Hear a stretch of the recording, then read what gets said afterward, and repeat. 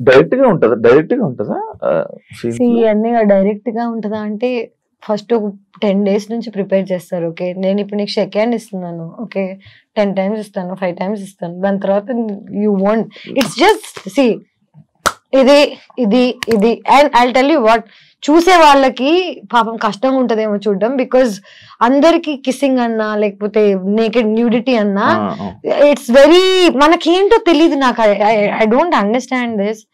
మనందరం సెక్స్ నుంచి పుట్టిన వాళ్ళమే, ఓకే సెక్స్ లేకుండా లైఫ్ లేదు. బాడీస్ మనందరం బట్టలు వేసుకుని పుట్టలేదు, బట్టలు లేకుండానే పుట్టాం. కానీ మనం నేకెడ్ అవ్వడానికి ఇక్కడ నుంచి అయినా ఎందుకు అంత జడ్జ్మెంట్ అనేది నాకు ఇప్పటికీ అర్థం. As an India, as a collective country, మనం చిన్నప్పటి నుంచి ఏది చూడలేదు, ఎక్స్పోజర్ లేదు. మనం కిసింగ్ సీన్స్ అంటే పేరెంట్స్ కళ్ళు మూసేసేవాళ్ళు, గుర్తుందా? కుతూహలం ఉండేది మనకి బాగా. సో చిన్నప్పటి నుంచి ఏదైనా అలవాటు చేసేసారు అనుకో. ఫర్ ఎగ్జాంపుల్ ఇదే నేను చిన్నప్పటి నుంచి యుఎస్ లో పెరిగితే నా పేరెంట్స్ నన్ను బికినీ వేసుకొని ఇచ్చేవాళ్ళు, నేను షోలో వేసుకున్నా, నాకు పెద్ద జడ్జ్మెంట్ ఉండేది కాదు. ప్లేస్ కూడా ఇంపార్టెంట్ ఫర్ వాట్ ఎవర్. నేను ఇక్కడికి వచ్చి నేను అమెరికన్ లో ఉంటానంటే కుదరదు కదా. ఇప్పుడు జనరేషన్ నేను ఇప్పుడు ఇదే బికినీ వేసుకుని ఇక్కడికి వచ్చాను అనుకో, మీరు అందరూ ఎంత ఆపడుకుంటారు చెప్పు. Time and place is also very important to do things అనేది ఐ బిలీవ్. ఏంటరా బాబు ఒక బికినీ వేసుకున్నందుకు ఒక ప్రేమ పోతుందని, లేకపోతే ఇంత అంటే నాకు ఆల్రెడీ బ్యాడ్ నేమ్ ఉంది కదా ఇంకే వస్తుంది అనుకునే టైంలో అందరు మళ్ళీ దే బోల్డ్ బోల్డ్ బోల్డ్ అంటున్నారు. నాకు ఏ బోల్డ్ అర్థం కావట్లేదు. Very like normal. 100%. అంటే I feel so, I don't know మారుతుంది అనుకుంటున్నా. బ్యాడ్ నేమ్ ఉందో లేదో తెలీదు, ఉంటే ఓకే లేకపోయినా ఓకే, మారినా ఓకే మారకపోయినా ఓకే. పిచ్చి లైట్ అంటే నా కంట్రోల్లో ఉందా? నేను ఈ రోజు వెళ్ళి నమస్కారం అండి నా పేరు తేజస్వి అని వెంటనే చీర కట్టేసుకుని బట్ పెట్టేసుకుని బిహేవ్ చేసి దొంగ ఉండి అంటారు ఫస్ట్. నేను యాక్టింగ్ బయట చేయండి శివ. 2017 లో తేజు 2017 అంటే బిగ్ బాస్ స్టెప్ తీసుకోవడమే చాలా తప్పు. దాని తర్వాత సినిమా ఆఫర్స్ అన్ని ఆగిపోవడం కానీ, తన కెరీర్ కు ఒక లాంగ్ గ్యాప్ రావడానికి రీజన్ అదే అని అంటే యాక్సెప్ట్ చేస్తావా? నేను కెరీర్ కి బాగా గ్యాప్ రావడానికి కారణం బిగ్ బాస్ నుంచి నాకు వచ్చిన ప్రెషర్. నేను సినిమాలు ఆఫర్స్ రాకపోవడం కాదు, నేనే అందరికి ఫోన్ చేసి నేను సినిమాలు మానేసా, నేను ఇంకా యాక్టింగ్ చేయను, నేను ఇలాంటి కథలన్నీ పడ్డాను. First of all Bigg Boss అయిన వెంటనే already bad name or whatever that ఉన్న టైంలో 2 years I didn't work. Bigg Boss నుంచి వచ్చిన డబ్బులతో సర్వైవ్ అయ్యాను. తప్పది, తప్పు ఫర్ వాట్, నాట్ బికాస్ జనాల గురించి అలాగా, కానీ నా మెంటల్ స్టేట్ అనేది ఎవరికి అర్థం కాదా అనేది నా ఒక ఏంటంటే, అమ్మాయిగా సర్వైవ్ అయ్యి ఇక్కడికి వచ్చి బిగ్ బాస్ లో అన్ని మాటలు పడి బయటకు వచ్చేసిన తర్వాత ఇమ్మీడియట్ గా నేను అన్ని మర్చిపోయి వేరే సినిమాలు చేసేసి నార్మల్ అయిపోతున్నాను ఎలా అనుకుంటారు? Bigg Boss is a heavy psychological experience. Support ఉండాలి మనకి లైఫ్ లో, బయటకు వచ్చి ఇలాంటివి తట్టుకోవాలంటే. నువ్వు ఒక్కసారి వెళ్ళావా ఇప్పటికి? ఎలాగుండింది నీకు? మరి అలాంటిది బయటకు వచ్చేసరికి నేను ప్రేమిస్తున్న అబ్బాయి అన్ని మొత్తం పెంట్ అయిపోయి, I was going to get married, marriage cancel అయిపోయి ఇండియా నుంచి బయటకు వెళ్ళిపోయి ఏమైపోయిందంటే ఇదే నేనేం చేయను నాకు బా అనే టైప్ లో వెళ్ళిపోయాను. ఓకేం వద్దు నేను వెళ్ళిపోతాను అనే టైప్ లో వెళ్ళాను. That was probably my peak situation. And ఆ పీక్ నేను యూజ్ చేసుకోలేదని అందరూ అనుకుంటారు, but maybe there is another peak. మొన్న ఒక డైలాగ్ చెప్పారు, విద్దావా లేదా? పిచ్ పీక్స్ అని పోయి పిచ్ పూక్స్.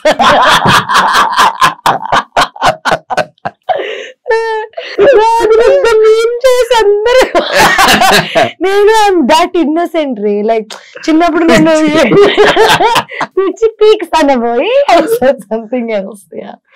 అంటే ఇప్పుడు ఈ మాట నాకు అదే కదా, ఫ్రెండ్స్ తోకి కెమెరా ముందుకి బిగ్ బాస్ లోకి సినిమాలోకి పెద్ద డిఫరెన్స్ ఏమి, same person everywhere. Main issue ఏంటంటే ఇప్పుడు నేను ఈ మాట అనేసాను, ఒక మాట బూత్ మాట్లాడేసాను, ఒక తప్పు అనేసాను అనుకో అని అనుకోను నేను. నాకు ఆ ఫీలింగ్ అనేది లేదు, ఎందుకంటే నేను ఏదన్నా తప్పు చేస్తున్నానని చేయట్లేదు కదా. ఇప్పుడు నిన్ను ప్లాన్ చేసి ప్లాట్ చేసి నిన్ను ఏదన్నా అందామని అనుకుని అన్నాను అనుకో, అది తప్పు. న్యాచురల్ గా వచ్చింది దానికి నేనేం చేయగలను. ఈ కాంట్రవర్సీలు ఇవన్నీ మనకు అలవాటే. కాంట్రవర్సీ అది any publicity is publicity. Okay, people are good or bad stays longer. Let me tell you this, I studied journalism, I know what is what. మనం చూసేదంతా నిజం కాదు అని నాకు చిన్నప్పుడు సబ్జెక్ట్ లోనే అర్థమైపోయింది. ఇప్పుడు నేను చూసేదంతా నిజంగా అన్నప్పుడు, నేను ఆల్రెడీ ఈ ఫీల్డ్ లో వచ్చినప్పుడు జనాలు నా గురించి ఏమనుకుంటున్నారని నన్ను పర్సనల్ గా కలిసి నాతో జర్నీ చేసి నాతో టైం స్పెండ్ చేసి నేను ఏంటి అనే జడ్జ్మెంట్ నువ్వు నాకు ఇస్తే నేను వింటా. నేను నన్ను టీవీలో చూసి నన్ను ఎక్కడో ఒక నువ్వు తమ్నేల్ చూసి నా లైఫ్ ను జడ్జ్ చేస్తా అంటే నీకు అసలు ఇన్ఫర్మేషన్ లేదు కదా. ఇన్ఫర్మేషన్ లేకుండా జడ్జ్ ఎలా చేస్తావురా బాబు. దాని గురించి కూడా ఉంది, ఆ పాయింట్ కూడా ఉంది.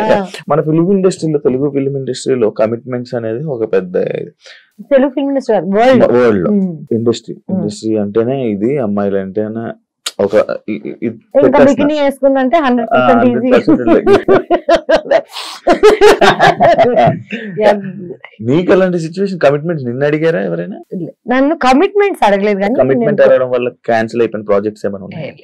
అట్లాంటి యాక్షన్ నిజం చెప్పాలంటే ఇదంతా స్టార్టింగ్ లో జరిగింది. స్టార్టింగ్ లో అంటే ఫస్ట్ వచ్చినప్పుడు కమిట్మెంట్ అని డైరెక్ట్ గా చెప్పేవాళ్ళు కాదు, కానీ నాకు ఆ వైబ్ అర్థమైపోతుంది. కొంచెం షేడీ ఉంటారు కదా వీళ్ళు, మేనేజర్స్ మీరు రాత్రి డిన్నర్ కి కలవాలి, డైరెక్టర్ కి డిన్నర్ ఎందుకు రా బాబు, పొద్దున్నే స్క్రిప్ట్ చెప్తే అయిపోతుంది కదా. ఇది ఇండస్ట్రీ అనే కాదు, కానీ నేను ఫస్ట్ ఆఫ్ ఆల్ ఒక జంగుల్లో జింక పిల్లలా తిరుగుతున్నాను.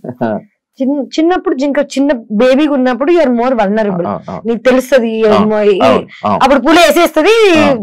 ఇప్పుడు ఏంటంటే జనాలు నా నెగటివిటీ అని అనుకుంటున్నారు, కానీ నా నోరే నన్ను కాపాడింది ఇప్పుడు దాకా. లిటరలీ ఇప్పుడు ఎవరైనా నన్ను కమిట్మెంట్ అడగాలంటే చుచ్చిపోసుకోవాలి. సో నన్ను నేను ప్రొటెక్ట్ చేసుకోవడానికి I think I got this personality. Commitments అనేవి ఇక్కడే కాదు, వరల్డ్ లో ఎక్కడికి వెళ్ళినా ఎవడో ఒకటి నీ దగ్గర నుంచి ఏదో ఒకటి కొట్టేద్దాం అనుకుంటాడు. డబ్బులైనా, నీ ఆస్తి అయినా, నీ ఒళ్ళైనా నిన్ను నువ్వు కాపాడుకోవడం నీ రెస్పాన్సిబిలిటీ తప్ప ఇంకెవరిది కాదు.